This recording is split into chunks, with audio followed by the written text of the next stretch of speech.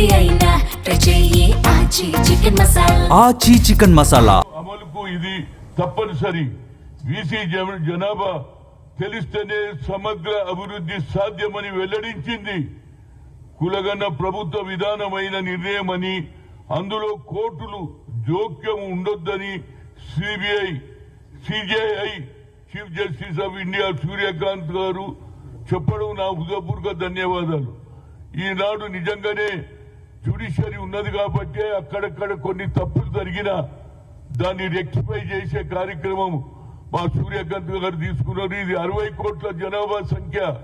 గతంలో బీపీ మండల్ గారు ఏం చెప్పారు, యావత్ భారతదేశంలో కులాలు 3200 అన్నారు. మన రాష్ట్రంలో 136 కులాలు ఉన్నాయి. దీనికి రాహుల్ గాంధీ గారు ఎప్పుడైతే కన్యాకుమారి నుంచి కశ్మీర్ వరకు మ్యారథాన్ పాదయాత్ర చేసి 4500 కిలోమీటర్లు నడిచిన తర్వాత జనం సంగతి తెలుసుకున్నారు, నిరుద్యోగుల సంగతి తెలుసుకున్నాడు, రైతుల సంగతి తెలుసుకున్నాడు, పేదవారి సంగతి తెలుసుకొని అప్పుడు అన్నాడు, నేను ఇప్పటి వరకు ఎస్సీలకే అన్యాయం అనుకున్నా, వారికంటే ఎక్కువ బీసీలకు అన్యాయం జరుగుతుందని ఆయన ఒక కాల్ ఇచ్చిండు. We come to the power, will conduct caste wise census. అంతటితో అగలే జితినా హిస్సేదారీ ఉత్తి భాగీదారి అన్నాడు. జితినా తర్వాత ఆయన జితినా ఆబాదీ ఉన్కా హక్ అన్నాడు. వా, అదే ఇవాళ నిర్ణయం అయింది. రాహుల్ గాంధీ గారు ఏ ఆలోచన చేశారో, గతంలో ఇందిరాగాంధీ గారు కూడా వాళ్ళ నానమ్మ ఆ రోజులలో దున్నేవాడికే భూమి, పేదలకు భూ సంస్కరణ అమలు చేసి ఒక్కొక్క దొర దగ్గర 400 ఎకరాలు 500 ఎకరాలు ఉండే, పేదమంది దగ్గర 1 ఎకరం కూడా లేదని ఆలోచన చేసి ఆ రోజులలో భూములు పంచిపెట్టింది మా అమ్మ. 20 అంశాల కార్యక్రమంలో బడుగు బలైన వర్గాలకు న్యాయం చేసింది. అదే కోవలో ఉన్నటువంటి, అదే బ్లడ్ లో ఉన్నటువంటి రాహుల్ గాంధీకి ఒక మంచి ఆలోచన వచ్చింది. కానీ మొన్న జరిగినటువంటి ఏదైతే గజెట్ తీశాడో అమిత్ షా, కేంద్రం నుంచి వచ్చినటువంటి గజెట్ లో అన్ని ఉన్నాయి. ఏది ఏ ఇంటి యజమాని ఇండ్ల లెక్క అన్నారు. ఇండ్ల లెక్క అయితే ఇళ్లలో ఎస్సీ ఉంటే ఎస్సీ మధ్య ఎంతమంది ఉన్నారో లెక్క తీయాలి, ఎస్టీలు ఉంటే ఎస్టీలో తీయాలన్నారు. కానీ పక్కకు అదర్స్ అని పెట్టాడు. అక్కడ ఓబీసీ అని పెట్టినుంటే, బీసీలు అని పెట్టినుంటే లొల్లే లేదు. కానీ ఏదైతే వాళ్ళు ఆలోచన, ఎన్డీఏ గవర్నమెంట్, ఆర్ఎస్ఎస్, బీజేపీ వాళ్ళ ఆలోచన ఏమిటంటే బడుగు బలైన వర్గాల వారు కిందనే పడి ఉండాలి, అదాని అంబానీలు లాభపడాలనే ఆలోచన. ఎందుకంటే గుజరాత్ లో కోటీశ్వర్లు ఉన్నారు. ఇవాళ మాటికి చెప్తే ఏది పెట్రోలు, డీజిల్, అదేవిధంగా గ్యాస్ తగ్గిపోయి దానికి మాకు కొన్ని సలహాలు ఇస్తున్నాడు. ఎక్కువ ఖర్చు చేయొద్దు, నడిచిపోండి, పెట్రోల్ పోండి, పోతోటి ఒక్కరు పోకుండా ఇద్దరిని తీసుకొని పోండి. ఇవన్నీ ఎవరికి కావాలి? ఇప్పటికీ 2 సార్లు బంద్ చేసిండు పెట్రోల్, డీజిల్ పెరిగిపోతుంది. ఏడికెళ్తే వాళ్ళు ఇంతకుముందు డిమానిటైజేషన్ చేసి నోట్లు రద్దు చేస్తే ప్రతి ఒక్కరు కూడా రోడ్డు మీదకి వచ్చిండు నరేంద్ర మోడీ. ఇవాళ మాకు సలహాలు ఇవ్వకున్నాడు ఆయన, మాకు అన్ని తెలుసు.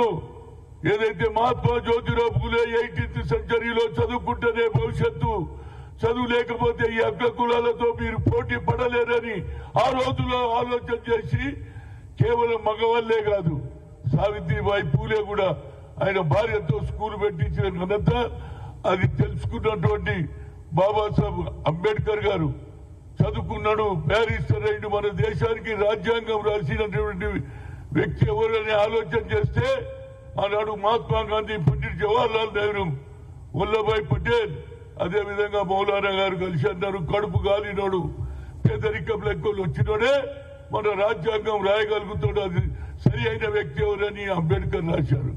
ఇలా అంబేద్కర్ రాసిన రాజ్యాంగాన్ని కూడా తొక్కేయాలని, పక్కకు పెట్టాలని, దానికి మా రాహుల్ గాంధీ గారు ఎక్కడికి పోయినా ఏది భగవద్గీత లాగా కాన్స్టిట్యూషన్ బుక్ తీసుకొని తిరుగుతున్నాడు. ఇవాళ సూర్యకాంత్ గారు ఏది చీఫ్ జస్టిస్ ఆఫ్ ఇండియా ఒక మంచి నిర్ణయం తీసుకున్నాడు. ఆయన ఒక్కటే అంటున్నాడు, కులగణలో జనగణలో కులగణ లేకుంటే అభివృద్ధి ఎట్లా జరుగుతుంది? మీ సంక్షేమ కార్యక్రమాలు చేయాలంటే పేదలు తెలుసుకొని చేయాలి కదా, వారి సంఖ్య తెలియకుంటే ఇది న్యాయం కాదు. కనుక ఇవాళ నేను నిర్ణయం తీసుకున్నాం, ఈ జనగణలో కులగణ జరగాల్సిందే.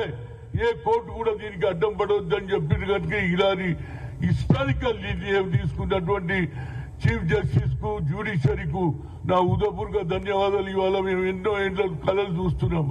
మా గురించి పట్టించుకునేటోడే లేడా, మాకు న్యాయం జరుగుతుందా అని ఆవేదనలో ఉన్నప్పుడు ఇవాళ జ్యుడిషియరీ కూడా రాజకీయంగా వాళ్ళు మమ్మల్ని దెబ్బ కొట్టాలని చూశారు ఆర్ఎస్ఎస్ బీజేపీ. కానీ మా రాష్ట్రంలో ఉన్నటువంటి ముఖ్యమంత్రి గారు నేను 10 ఉమ్మడి జిల్లాలు తిరిగిన తర్వాత ఆయన కామారెడ్డిలో ఏది సిద్ధరామయ్య గారి సమక్షంలో కర్ణాటక ముఖ్యమంత్రి సమక్షంలో 42% రిజర్వేషన్ ఇచ్చితే ఆయననే చెప్పిండు మా ముఖ్యమంత్రి 56% తెలంగాణలో బీసీలు ఉన్నారని చెప్పాడు. కులగన 150 కోట్లు పెట్టి కులగన చేశాడు. ఆ తర్వాత ఆర్డినెన్స్ తీస్తే మా గవర్నర్ గారు కోల్డ్ స్టోరేజ్ లో పెట్టారు. ఇక విధి లేని పరిస్థితుల్లో ఎన్నికలు పెడితే ఇవాళ మా పిల్లలు, మా యువకులు, బీసీ పిల్లలు, బీసీ సోదరిమణులు 52% మంది గ్రామ సర్పంచులు అయ్యారు. అదేవిధంగా చైర్మన్లు, వైస్ చైర్మన్లు అయ్యిండ్రు. కనుక నా ఉద్దేశంలో యావత్ భారతదేశంలో ఈనాడు నిర్ణయం ఇది హిస్టారికల్ నిర్ణయం అండి. ఎవరికి చెప్పుకోవాలి? మా కులమని మా కులం ఇది ఉంది, మేము వడ్లోళ్ళం, మేము ఎట్లా బతకాలి, మేము సాగలోళ్ళం, జీవితాంతం బట్టలే ఉతకాలనా, మా పిల్లలు చదువుతా, మా పిల్లలు ఐఏఎస్ కావద్దా, మా పిల్లలు రాజకీయ అనే ఆలోచన తెలుసుకున్నటువంటి జ్యుడిషియరీ మంచి నిర్ణయం. మేమందరం కూడా చూశారు ఆర్ఎస్ఎస్ బీజేపీ. కానీ కులగన్న ప్రభుత్వ విధానమైన నిర్ణయం అని, అందులో కోర్టులు జోక్యం ఉండొద్దని CJI chief justice of India Surya Kant గారు చెప్పడం నా హృదయపూర్వక ధన్యవాదాలు.